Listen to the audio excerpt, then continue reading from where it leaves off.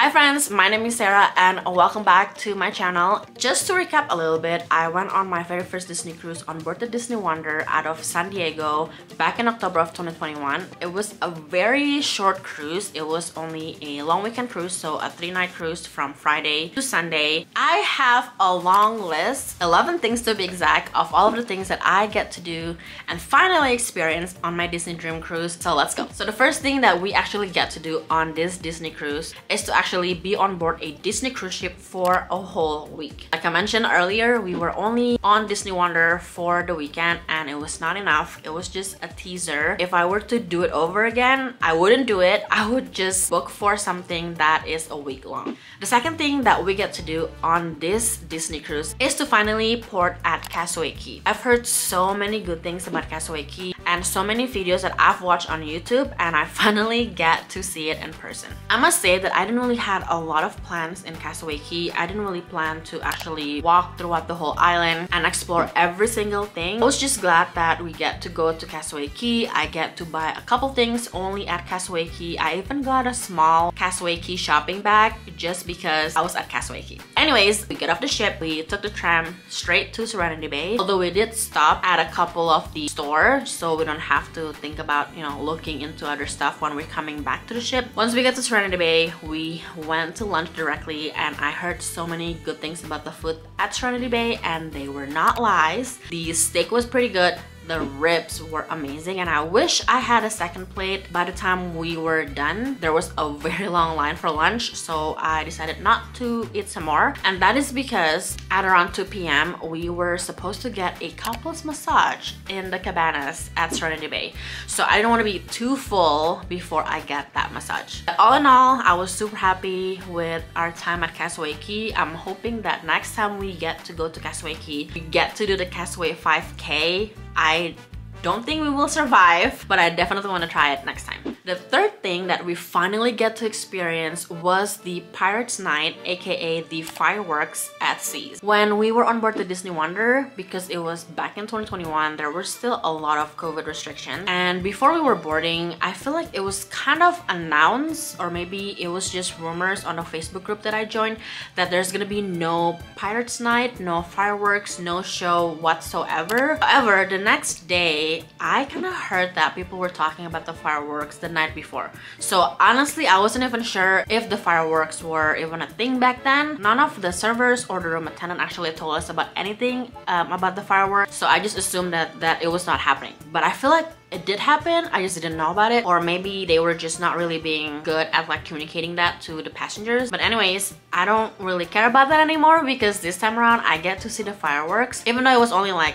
I don't know, 2 or 3 minutes, it was still pretty magical. And I don't think any other cruise line is doing fireworks at sea like Disney does. I'm so happy that I finally get to see it in person on this Disney Dream Cruise. So the fourth thing that we get to do on this Disney Cruise is something that I already mentioned earlier, and that is the couple massage that we get to do in the cabanas in Castaway Cay. At first, I thought it would be kind of weird to get a massage after you spend a day at the beach. It was still such a great experience. I really enjoyed it. I think Ricky did too because he definitely fell asleep. And because our appointment is at 2 p.m, we were the last like couple to get massage, and all of the stuff has to go back on the ship. So they didn't really have time to like try to sell us any products, which honestly is great. But all in all, the experience was awesome. The staff, or the masseuse, I guess, who like did our massage, they were so great. The fifth thing that we get to do on this Disney Dream Cruise was actually dining with other people. Let me just tell you a quick story. There were actually 3 couples on our table, so we're the third one. We have 2 other couples with us. All 6 of us were really hesitant about dining with other people the past like couple years. Most of the time you're actually able to request a private table, especially with like Royal Caribbean and Princess Cruise. We didn't have an assigned dining time, so we could just dine anytime. They usually were able to sit us privately, just me and Ricky. So we were kind of like scared to actually dine with other people on this Disney cruise. However, I have heard that Disney is really good at pairing like couples or families on the same table that have a lot of similarities, and that is just what happened on this cruise. All of us were really scared about dining with other people, but I feel like by the end or toward the end of our cruise, we were actually following each other on Instagram, following each other on Facebook, and we do plan to hopefully keep in touch. And the fact that Disney actually know who to pair us with was just awesome. The other two couples are actually around the same age as us. We just had a lot of things in common. We were just so excited to be on a cruise together. We even went to like a show right after dinner together. We watched the fireworks together. It was just kind of fun. And if you're about to go on a Disney cruise and you're afraid of like dining with other people, don't be. They are just so good at pairing you up with people who have a lot of in common with you, and hopefully you make new friends. The sixth thing that we get to do on this Disney Dream cruise is actually the sail away party. Our first Disney cruise was a total teaser. There were no sail away party. And if you have seen those videos on YouTube about Disney's sail away party, it just looks like a lot of fun. Honestly, I just want to be in the middle of it, even though I'll be in the middle of a lot of people. We actually get to watch the sail away party from the perfect location. If you are going to go on a Disney Dream, this is the best location to watch all of the deck parties. Make sure you look around where the AQUADUCK is and where the entrance is.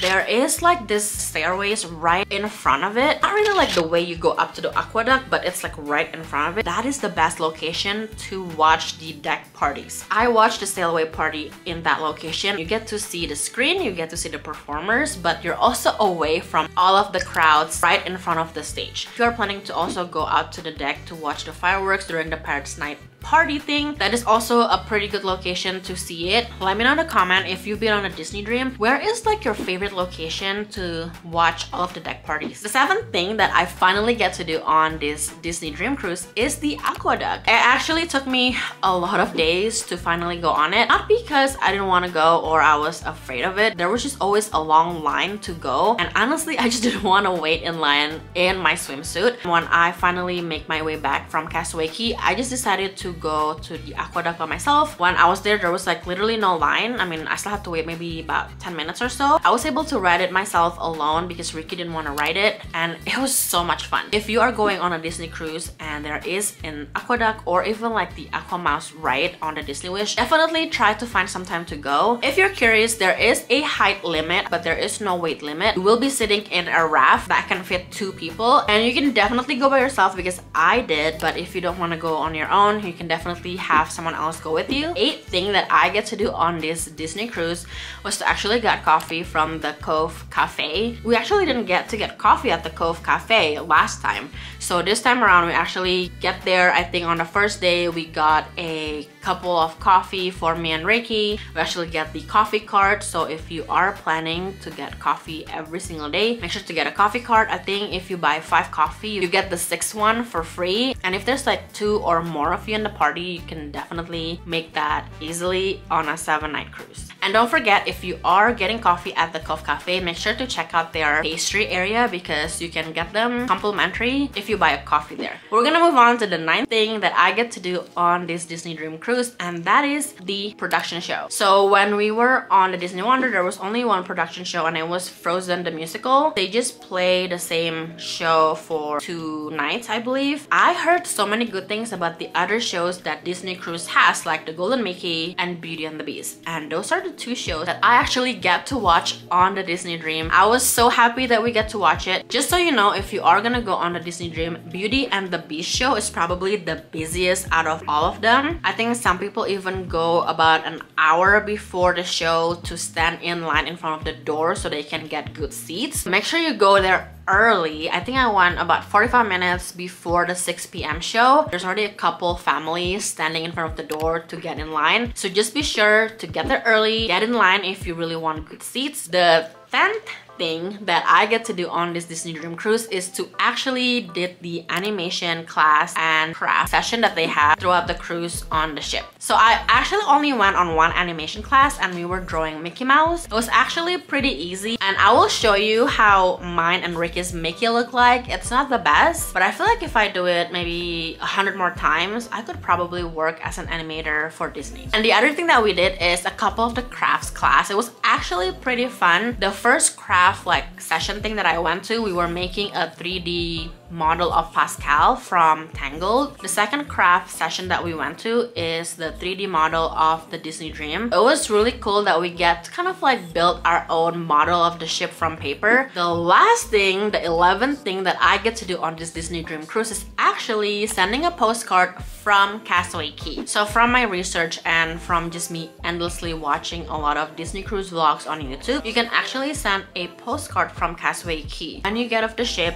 and you are kind of walking towards cargo handling, which is the first tram stop, there is a building there with like a big sign for post office. Buy some postcards on the ship and then make sure you get stamps from the guest services because it has to be the Bahamian stamps. And once you get off on Castaway Cay, make sure to stop by the post office and put your postcards in the mailing slot. Hopefully they will make it here. I actually sent one to myself, but I haven't gotten it yet. Let me know in the comment below, what are some of the other things that you think I should keep an eye out on my next Disney cruise? Before you go, make sure to click one of these videos to watch more Disney cruise content, and I will see you next time.